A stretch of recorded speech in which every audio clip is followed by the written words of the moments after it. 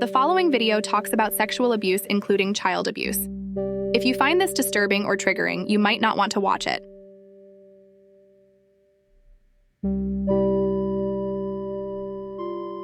Who should never ask to have sex with you?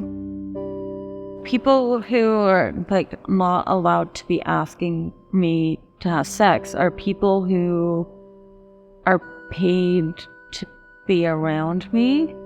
Are they my teacher? Are they my support staff? Let's say that you had a friend and your friend's support staff was asking them to have sex with them. Would that be a good idea or no? Yeah. No. Yeah. No, there's boundaries to that one too. Right, so the support staff shouldn't be asking anyone to have sex. And also it's against the code of conduct. Yeah. It's really important for them to maintain their professional relationship with you. Many times within the documents that they have to sign for their job, I'm certain that for most jobs they have to ensure that they maintain that patient-client relationship. Now, if it was my partner and then they become my caretaker, I think that's a little different. That's different. If somebody is in a position of authority over me, where if I'm worried that if I say no to them, bad things might happen to me, or if I'm worried that I have to keep them happy, those people should never be asking me to have sex. So for example, if a police officer pulls me over and says oh, I'm gonna give you a ticket, maybe, or do you want to have sex with me? That shouldn't happen because the police officer has authority over me.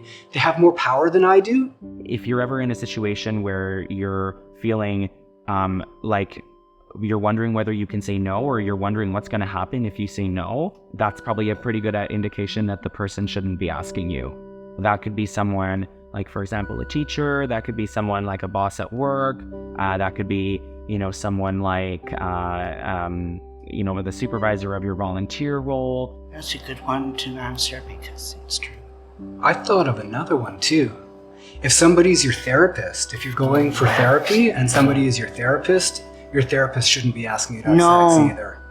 That reminds me of a therapist. I don't remember his name, but I do remember he got in trouble for touching that little girl, child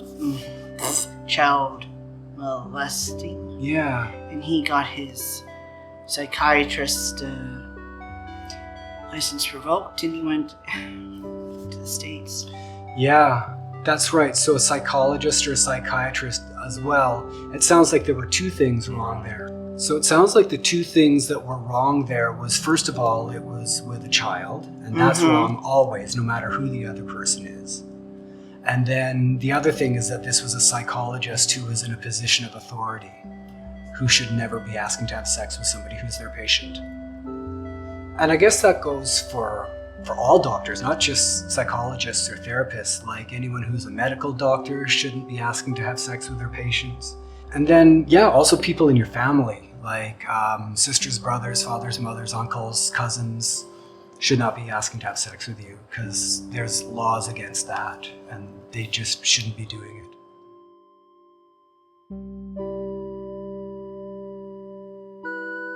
If you're asked to have sex by your boss, coach, teacher, staff, family member, or someone else who shouldn't ask, that's not okay, ever.